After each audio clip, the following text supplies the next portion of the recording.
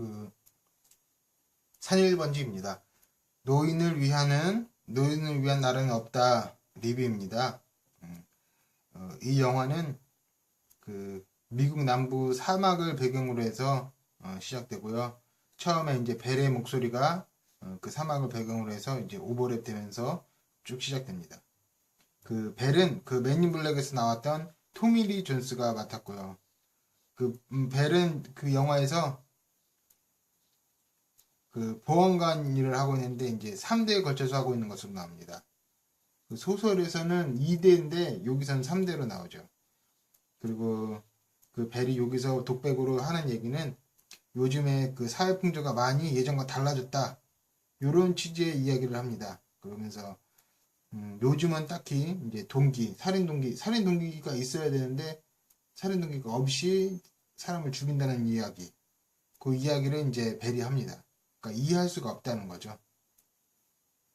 그 예로 최근에 이제 14살 여아를 살해한 살인범 이야기를 합니다. 이 살인범 사형 집행장에 갔는데 그 신문은 치정극이라고 했지만은 그냥 죽인 거죠. 그냥 동기 없이 죽인 겁니다. 그러면서 이제 이해할 수 없다. 그렇게 얘기하고 또 이제 이 살인범이 이제 토미 리 존스 이제 벨에게 이야기했다고 합니다. 자기는 그냥 누구를 죽이고 싶어서 죽인 것이다. 그리고 감옥에서 나오면 또 죽일 것이다. 그리고 또 내가 이제 죽으면은 지옥에 갈 거다. 지옥에 가고 싶다. 이렇게까지 얘기합니다. 그러니까 이런 독백을 하면서 이제 벨이 영화를 시작한다고 할 수 있는데 이 독백에서 주목해야 될 점은 이 보안관 벨이 독특한 말을 합니다. 그러니까 특이한 말을 하는데 자기가 이 일에 뼈를 묻을 생각이긴 한데 끝까지 죽을 때까지 하고 싶다는 거죠. 천직이라고 생각하고 싶다는 거죠. 하지만 이해할 수 없는 무언가 그 표현이 그런 식으로 되어 있는데 이해할 수 없는 무언가에 이제 도박을 걸거나 마주치고 싶지 않다고 그런 식으로 이야기합니다. 요 발언은 벨의 위험 회피 성향을 보여줍니다. 뒤에서도 계속 좀 위험 회피적인 성향을 보여주죠. 위험을 감수하는 성향, 위험을 회피하는 성향 이렇게 나눌 수 있을 때 OX는 아니죠. 그러니까 정도의 문제인데 그런 정도의 문제에 있어서 벨은 조금 더 이제 위험 회피 성향을 보여준다는 거죠. 벨은 또 이제 이 발언에서 이렇게도 얘기하긴 합니다. 사람이라면 모름지기 위험에 몸을 맡길 수도 있어야 한다. 이런 식으로 얘기를 하는데, 그러니까 벨은 위험을 감수하는 것에 그 미덕, 위험을 감수하고 어디 도전해야지 이제 뭐가 되죠. 그런 게 이제 사회적인 미덕이라는 것을 이제 알고 있다는 거죠. 또 이제 뭐라고 해야 될까요? 이런 식으로 얘기해요. 또 위험을 감수하고 무엇에 도전하는 사람들이 이렇게 얘기할 거라는 거예요. 벨이 볼 때 그래 나는 이 세상에 부분이 되겠어. 이렇게 얘기한다는 거예요. 그 사람들 그렇게 얘기할 거라는 거예요. 벨이 볼 때는. 그러니까 벨은 이제 위험을 감수하는 사람들이 사회의 그 일부분 구성 부분이 되고 이런 걸 다 이해하는 거죠. 그러니까 벨의 성격이 이제 여기서 잘 나타납니다. 그 다른 영화처럼 보통 경찰이 부패하거나 정의감 넘치거나 아니면 잔인하거나 과격하거나 이런 식으로 나오는데 그런 스타일의 경찰이 아닙니다. 벨은 부패하지도 않고 정의감이 없지도 않고 하지만 벨은 세상 풍조를 이해하기 이제 힘들죠. 조금 그 다음에 무언가에서 밀려나고 있다고 받고 벅찬 느낌을 이제 받고 있습니다. 그게 벨이죠. 그 다음 장면 오버랩 되면서 쭉 이어지는 게 안톤 시거의 등장입니다. 한 젊은 부보안관이 그 한 남자를 이렇게 열중시어 자살로 이제 수갑을 채워서 경찰차 뒷좌석에 밀어 넣습니다. 이 남자는 이제 단발머리고 남자인데 단발머리고 가르마를 무려 1대 9로 탔습니다. 얼핏 보면 이제 좀 웃기려고 그렇게 한 것 같다는 느낌이 들죠. 그리고 좀 정준하와 닮았죠. 요 남자가 살인마 안톤 시거인데 안톤 시거 역은 하비에르 바르뎀이 맡았다고 해요. 그 다음에 안톤 시거는 사실상 이 영화의 주인공으로 안톤 시거의 살인 행각에 따라 영화가 진행됩니다. 안톤 시거는 영화에서 총 12번의 살인을 저지릅니다. 다르게 볼 수 있는데 여기서는 12번이라고 보고 있습니다. 수갑줄로 부보안관을 죽이는 시거. 수갑줄로 부보안관을 죽이는 시거. 부보안관은 그 체포한 안톤 시거를 경찰차 뒷좌석에 태우고 조수석에는 시거 이제 산소통을 이렇게 가볍게 툭 던져놨습니다. 그리고 지평선을 향해 곱게 뻗은 이제 도로를 따라서 이제 경찰서로 갑니다. 이때 배경음악이 사용됩니다.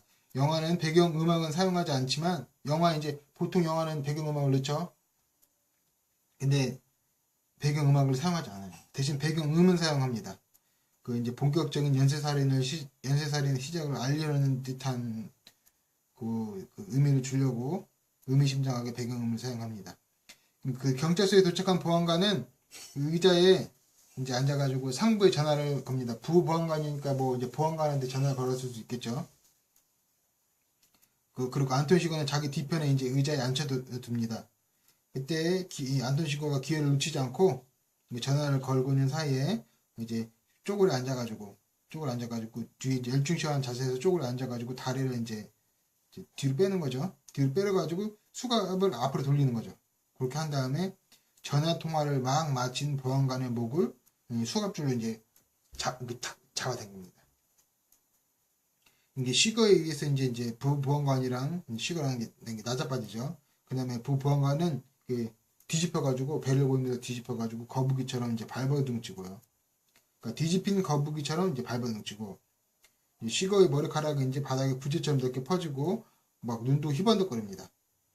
그리고 이제 막 그 수갑줄에 의해서 목에 막 이제 파열되니까 목에서는 이제 막 분수줄기 같은 게 막 핏줄기가 뿜어져 나옵니다. 오줌 싸개 동상의 분수줄기처럼.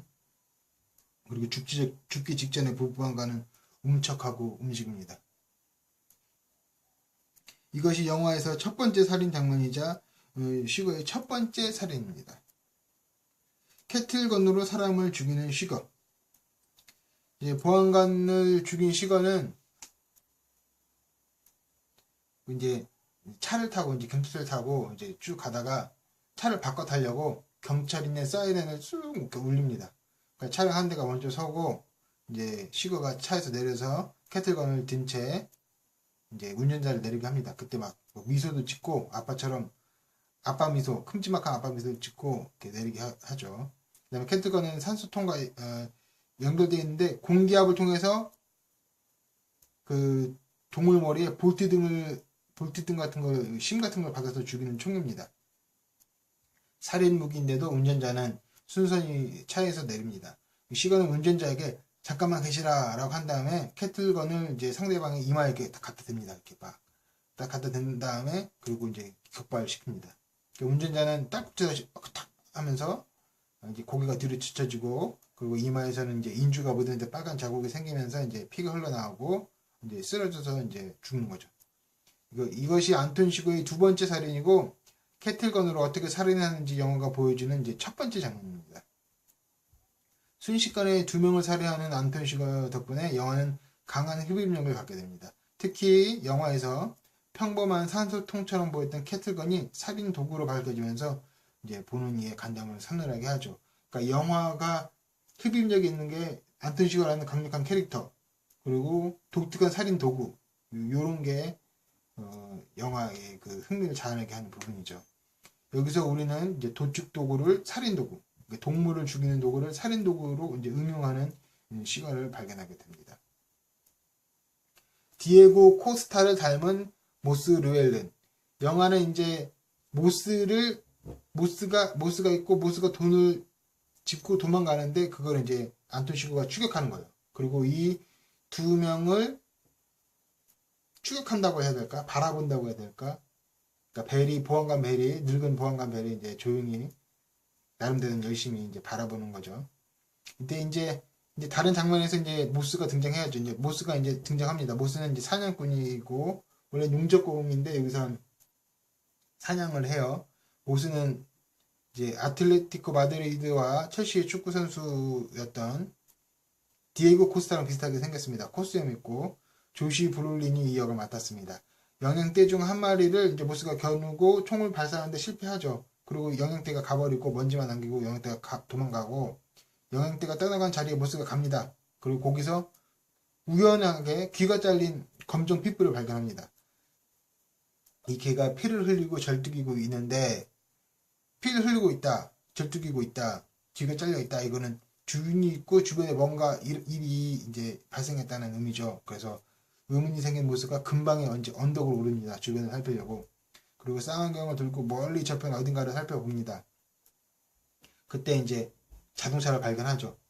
멀리서 피규어처럼 자동차 여러 대가 작게 보이는 거죠. 가만히 서 있는 것을 발견합니다. 이제 모스는 이제 이곳으로 가죠. 그 위험을 감수하는 거죠.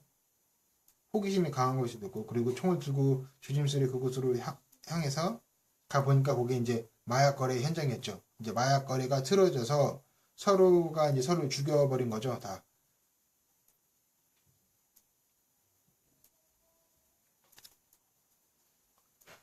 이제 가보니까 이제 그 사람 시체가 이제 널브러져 있고, 총에 맞아서 핏불이 사체도 널브러져 있고, 그 핏불이 이제 여러 마리였던 거죠. 그 중에 아까 그 핏불은 이제 도망쳤던 핏불인 거고, 동물과 사람의 이제 사체 사이를 막 지나면서 모스가 이제 상황 파악을 하고 자동차 문 하나를 열어봅니다. 거기에서 총상을 입은 멕시코인 한 명을 발견해요. 총에 맞은 생존자가 이제 그 트럭 운전석에서 모스에게 물을 달라고 하는데 모스가 못 주죠. 건조하게 없다고, 물이 없다고 얘기합니다. 진짜 없었고요. 그리고 대신 모스는 그 멕시코인의 자동 소총을 주워가고, 그리고 물은 못 주죠. 그리고 다시 이제 다시 주변을 돌다가 이제 다른 트럭 적재하면서 루핀 같은 거, 그 덮개 같은 걸 딱 걷어내더니 마약 더미가 가득 실려 있는 것을 확인합니다. 이제 모스가 마약 거래 현장에 있다는 걸 이제 완전히 확인하는 거죠. 돈가방을 주워가는 모스, 이제 마약 거래 현장임을 확인한 모스가 이제 돈도 어딘가 있을 거라고 생각합니다. 그리고 쌍안경을 들고 돈을 든 사람이 어디로 갔을까라고 막 이제 추측을 합니다. 그러면서 멀리 나무를 봐요. 그 유한양행 로고처럼 생긴 동그란 나무 두 그루가 이제 쌍안경 속에서 이제 보입니다. 그 쌍안경을 통해서 보니까 나무 밑에 사람이 한 명 쓰러져 있는 게 보입니다. 구두구가 보이고. 그래서 가만히 그 사람이 있는 곳으로 이제 오랫동안 관찰을 해요. 그런 다음에 그 사람이 죽어 있나 이제 보는 거죠. 자기한테 또 이제 위험이 있을까봐. 그런 다음에 이제 움직임이 없자 가까이 다가가고 이제 그곳에서 007 가방으로 돈가방을 발견합니다. 돈가방을 열어보니 거액이 들어 있었습니다. 돈가방을 이제 확인한 모스가 이제 위험을 감수하기로 하고 거액이다, 요거는 도전해볼 만하다 이렇게 생각한 거겠죠. 돈가방을 집기로 결정합니다. 그리고 이제 죽은 깽에게서 운색 권총도 챙깁니다. 그러니까 모스는 사건 현장에서 자동 소총 챙기고 돈가방 챙기고 운색 권총 챙기고 이렇게 3개 챙기는 겁니다. 그 다음에 이제 모스는 이제 집으로 갑니다. 이제 돈을 많이 주순 거죠. 그 모스는 신혼부부고 칼라진이라는 사람이랑 결혼했고 애는 없고 부인 이름이 이제 칼라진이죠. 집은 간이형 트레일러 집입니다. 집이 들어가기 전에 트레일러 아래에 자동 소총 이게 숨깁니다. 이게 불법이겠죠. 숨겨야 되는 그런 성질의 총이겠죠. 미국은 총기가 합법이지만 이제 부인인 칼라지는 모스에게 무슨 가방이냐며 묻습니다. 그러니까 모스는 돈가방이다 이럽니다. 칼라지는 모스의 은색 권총도 이제 못 보는 거니까 묻죠. 어디서 났냐? 그러니까 그냥 발견했다 이렇게 얘기하죠. 이제 칼라지는 무슨 일로 얻은 거냐? 이렇게 또 이제 계속 추궁하는데 모스는 알려고 하지 마라 이렇게 합니다. 결국 칼라지는 깊이 알려고 하지 않습니다. 어떻게 보면 벨의 태도랑 달리 칼라진의 태도는 그 이해할 수 없는 무언가도 받아들일 수 있는 태도다 이렇게 말할 수 있을 것 같아요. 그러면 왜 이제 모스는 다시 그곳에 갔을까? 재미있는 것은 새벽에 모스는 잠에서 깨어서 문득 깹니다. 그 문득 깰 때가 있죠. 중요한 생각 같은 거 할 때 갑자기 자다가 문득 깰 때가 있죠.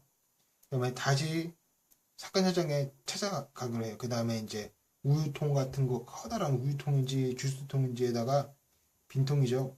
수돗물을 가득 채워가지고 사건 현장을 다시 찾아갑니다. 여기서 의문이 생깁니다. 왜 모스는 물을 떠서 그곳에 다시 갔을까 하는 의문이 생깁니다. 근데 여러 생각을 할 수 있죠. 마약을 추가적으로 획득하기 위해서 갈 수도 있고, 갔을 것이다 이렇게 생각하는 사람이 있을 수도 있고, 다른 총기구가 탐나서 이렇게 생각하는 사람도 있을 수 있고, 그렇지만 이제 실제로 물을 떠갖고 별도의 가방 등은 챙기지 않았고, 다른 총기구나 마약을 챙기려면 가방을 따로 챙겨야겠죠. 그래서 가서 주워야 되니까. 그리고 물을 떠가고 그 사건 현장에서 물을 요청한 상대를 먼저 확인했다는 점. 그 가방이나 총이나 마약을 챙기려고 했으면 다른 거 먼저 확인하려고 했겠죠. 그리고 모수의 성격이 그렇게 나쁜 성격은 아닙니다. 그 돈을 일확천금을 이제 획득하고 나서 이제 안에 버리고 도망갈 수도 있었지만 그렇게 또 하지도 않거든요. 그런 면으로 성격을 밀어봤을 때 모수는 진짜 물을 주려고 갔던 것이다 이렇게 보는 게 적절해 보입니다. 좀 늦은 시각이긴 하지만 말이죠. 그러니까 모스는 왜 그곳에 다시 갔을까에 대한 답은 물을 주기 위해서다. 다르게 생각할 수도 있지만은 물을 주기 위해서다가 가장 적절해 보입니다.